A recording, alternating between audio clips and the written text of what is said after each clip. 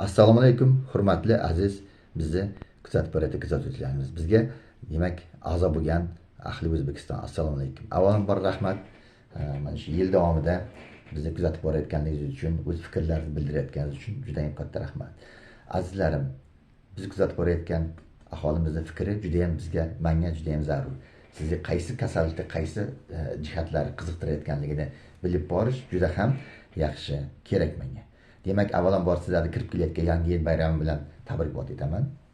Demak, bu keyingi yilda hamma orzu havaslaringiz 2025-yilda erishmagan orzu havaslaringiz hammasi erishing. Albatta bunga orzu havasga erishish uchun, maqsadga erishish uchun sog'liq mahkam bo'lishi kerak. Odam sihat salomat bo'lishi kerak. Hamma kasallar tuzalib ketsin, keyingi yilga hamma orzu havaslarga erishingizdan. Oilangiz bilan tinchlik, barkamollik, sihat salomatlik tilayman.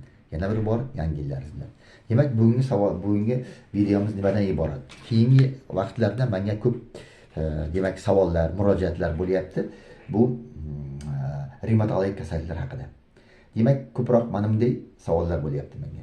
Domla, men sizga shuncha yildan bir kasalman yoki shunaqa bo'g'imlarim og'riyapti. Menga maslahat bering, menga davo yozing deb aytishyapti yoki o'zining ma'lumotlarini yuboryapti. Azizlar, men shuni aytishim kerak. Har bir kasallik uchun ma'lum bo'lgan tahlil tekshirishlar bo'lishi shart.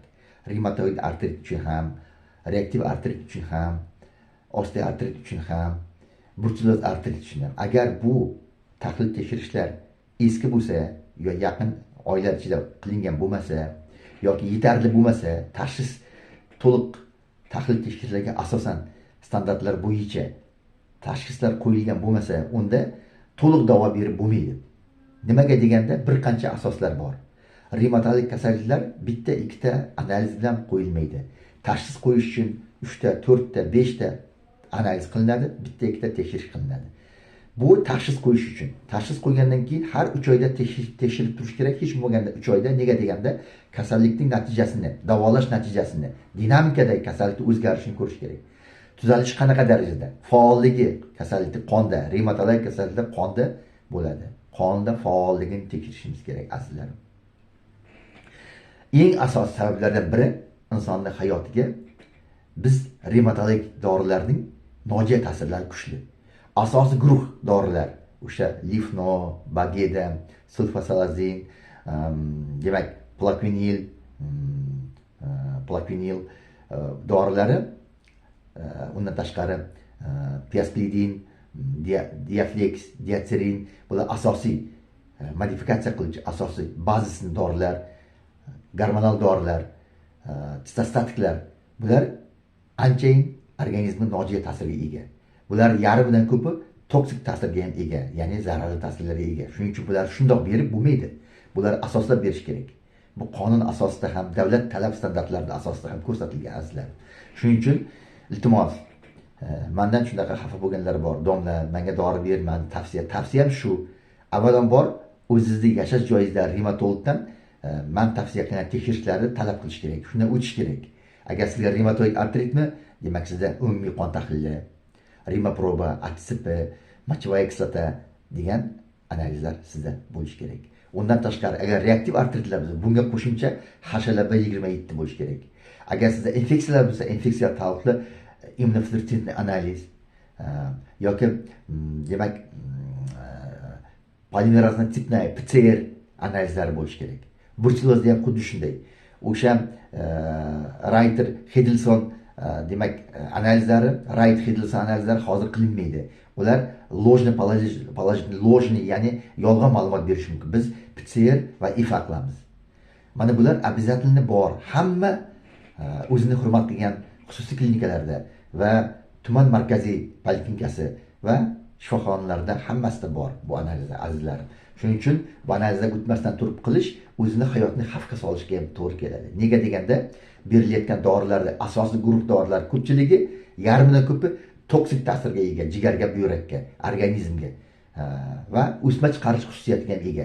Shuning uchun bu dorilarni revmatologlar tekshirib, yetti o'lchab, tashxis qo'yib, asoratlarni aniqlab keyin yozamiz.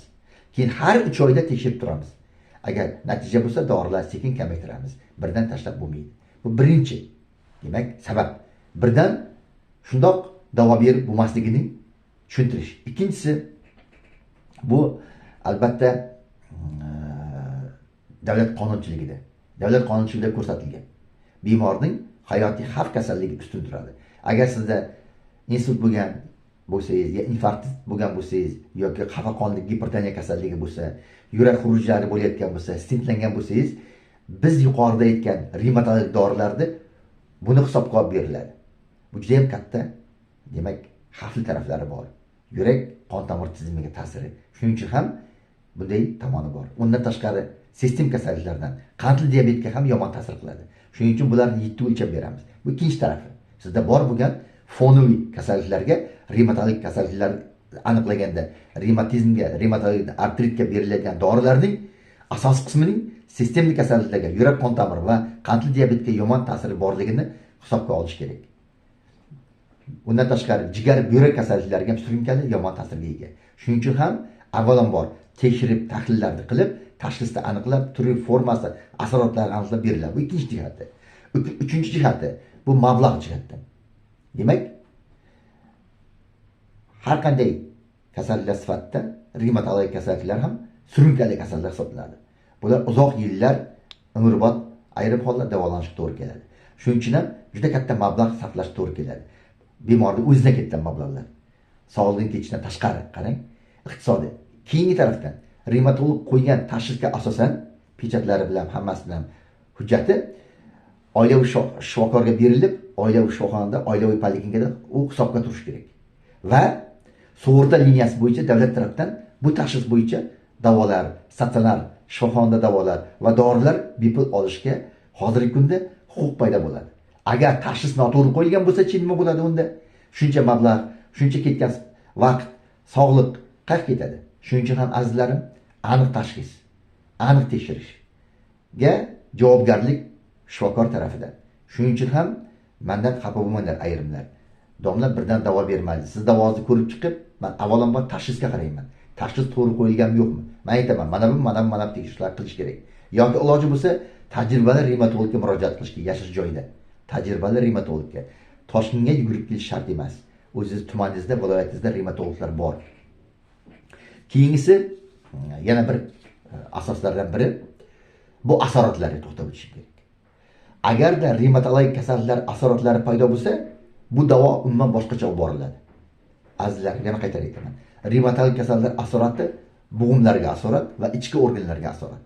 Ichki organlarga asorat berayotgan bo'lsa, agar sizda bo'lmagan gepatit, bo'lmagan buyrak yetishmovchiligi holatlari, qonda toksik ta'sirlar, anemiyalar paydo bo'layotgan bo'lsa, unda maxsus tekshirishlar qilinishi kerak. Bu juda ham zarur.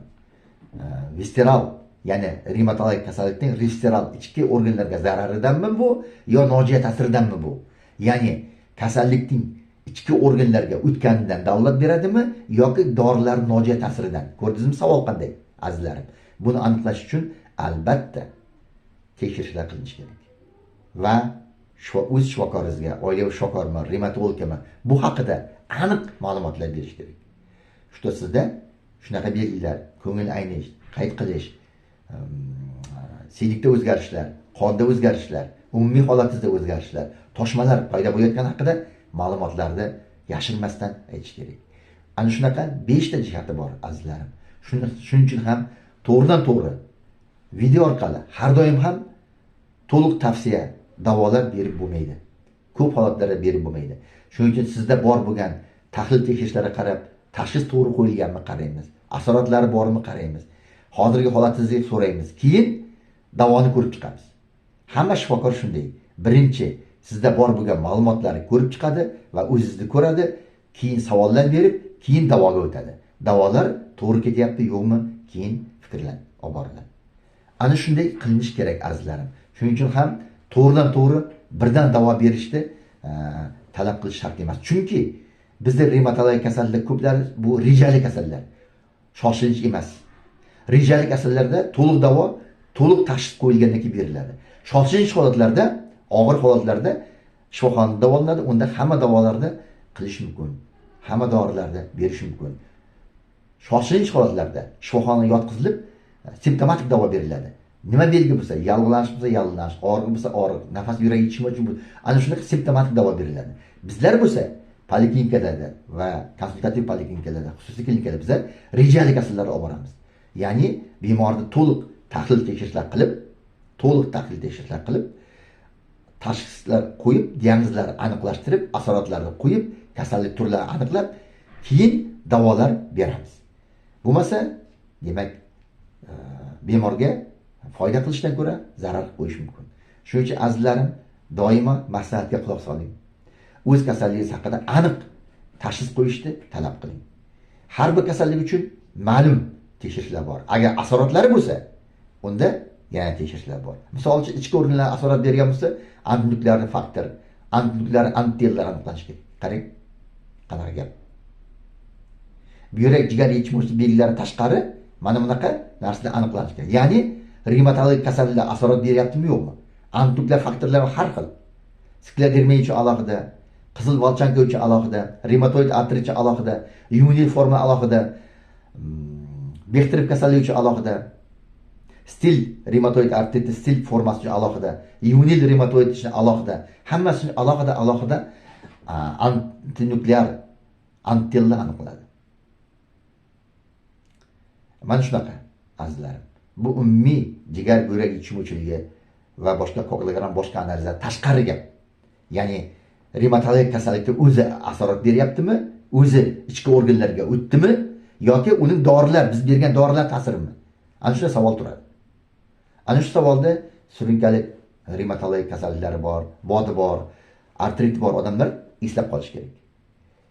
Oshqozon ichakka, jigarga, buyrakka berayotgan belgilar dorilarning ta'sirimi, nojo'ya ta'sirimi yoki revmatologik kasallikda ichki organlarga bergan o'tganlik haqida dalolat beradimi? Ichki organlarga kasallikda o'zi ta'sir qilyaptimi? Mana bunday savol turishi kerak. Ayniqsa o'spirinlarda, yoshlarda, surunkali qandli diabet, yurak qon tomir kasalligi bor odamlarda, jigar buyrak yetishmovchiligi bor odamlarda juda ham ehtiyot bo'lish kerak. Asosiy bazisin dorilarimiz, kasallik modifikatsiya qilgan dorilarimiz ko'pchiligi shunday xususiyatga ega, o'zi ham nojo'ya ta'sir qilishga. Shuning uchun azizlarim, yana bir bor e'tiborli bo'ling. Demak, olim mutaxassislarning, olim shifokor mutaxassislarning tavsiyasini eshiting. Bizga aynan murojaat qilish shart emas. Toshmiyda, Yangi Toshmiyda revmatologik markazimiz bor, bu yerda ham saytlari bor. Bemalol murojaat qilishingiz mumkin. Eng asosiysi bemor to'g'ri yo'ldan ketishi, to'g'ri tashxis qo'yilishi, aniq tashxislar qo'yilishi, asoratlari aniqlanib davolanishi, to'g'ri yo'ldan ketishi zarur. Yana bir narsani takrorlayman. Siz yaxshi bo'lib qolgandan keyin davo berganda revmatolog aytgan birinchi 1 oydan keyin har 3 oyda, har sezon remissiya o'tgandek har sezonda bahor kuzda o'zingizga revmatologingizga borib to'liq tashxis tekshirishdan o'tishingiz kerak. Bu shart qo'yilgan.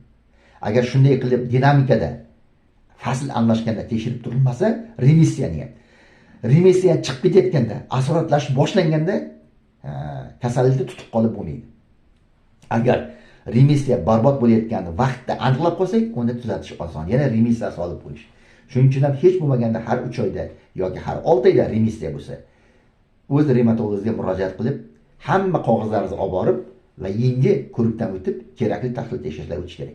Agarda kasallik xuruj bersa yoki ichki organlarga zarar bersa, unda ish ko'payib ketadi. Shunday. Remissiyaga olib kelish qiyin bo'ladi. Bizda revmatologik kasalliklar surunkali bo'lgani uchun tuzalishni to'liq remissiya deymiz. To'liq remissiya qonda ham kasallik aniqlanmay faolligi yo'q va klinikada ham bo'g'imlarda ham harakatlar deyarli to'liq tiklangan bo'ladi. Mana bunda to'liq remissiya deyiladi. Agar bo'g'imlarda qolib qonda yo'qolsa yoki qonda qolib bo'g'imlarda yo'qolsa, bu chala remissiya deyiladi. Har qanday holatda revmatolog o'zi dastur tuzib har bir kasal uchun alohida nazorat o'rnatish kerak. Shuning azizlarim, agar men ozgina tushuntirgan bo'lsam, rahmat. Shuning uchun hamma ma'lumotlaringizda revmatologik kasalliklar, bodi bor, revmatizm bor, revmatoid artriti, eski va boshqa sklerodermiya, reaktiv artrit bor bemorlar, osteoartrit, artroz bor bemorlar o'z ma'lumotlarini tashlab yubormas kerak. Hammasini asrab qo'yish kerak, qog'ozda yoki mana hozir elektron ko'rinishda telefon fleshkalar saqlash kerak. Bu juda ham zarur. Men juda doim aytaman, qanchalik ma'lumot ko'p bo'lsa, uni saralab kerakligini revmatolog ajratib oladi. Tajribali mutaxassis. Rahmat e'tiborlaringiz uchun. Savollar kutib qolaman azizlarim. Hali yangi yilgacha yana bitta video qilaman, xudo xolasa. Fikrlarim bor. O'sha o'tgan yildan qolgan o'y fikrlarimda atalgan bir nechta videolar bor. Sizlarga tavsiya shuni e'tiborlaringizga havola qilmoqchiman. Rahmat e'tiborlaringiz. Savollar kutib qolaman.